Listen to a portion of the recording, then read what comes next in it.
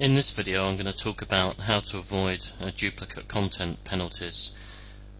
What the search engines are trying to do, especially Google, is to say, right, we only really want to bring back in the results one page that has the same information. So rather than saying, well, here's 100 websites, each with exactly the same information, we'll bring them all back, because that isn't the best for the user. So within their algorithm, how they do it, I don't know. I suppose they compare text with another, and if it's over 90% the same, then it flags it as duplicate content. So because a lot of website owners want to put up content to develop their site, as we've talked about before, to target certain key phrases, I'm going to show you ways in which to make or try and make your content unique. Now, it depends on the terms that you've bought articles or you've got articles for. Of course, the best way is to come up with your terms from the keyword tool and ask or get some people to write those articles for you. You can go to many sites where writers will write articles, and there'll probably be maybe $10, $15 each. Now that can soon add up, of course, but what you can do is get an article written for 500 or 600 words, and then split that into two, and add some of your own content, and you've got two articles for the price of one. So that's one way. But if you do buy articles and you want to put them up, then here's some suggestions of how to avoid duplicate content. Now I have put a few articles on this website because they're useful for my visitors. I mean, that was the reason for putting them up here. But I think a couple of other websites have these articles, but it's not syndicated through hundreds. Now what I've done here, and again, as I say, you need to see the conditions that you buy or get articles for. But I've done a few things. One is my headline is different from the headline that came with the article. So what most people will do is just take the article and slap it up on their website without thinking of anything, and instantly they've got another 30, 40, 50 pages.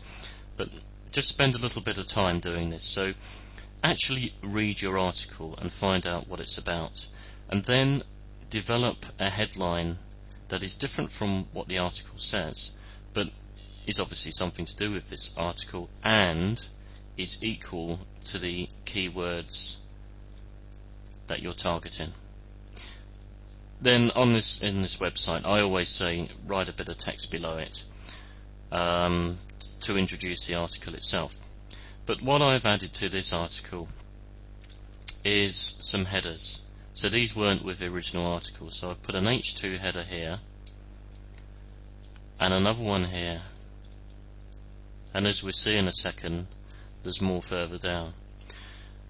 Now what I could have done, if I'm allowed to, is add my own text in here, or reading the article is take some text out if possible. I'm just highlighting what you can do here, but you could take some text out, or read it and kind of rewrite it yourself, as long as you're allowed to do that. But probably the best is add in. So add in some text here. You've got that.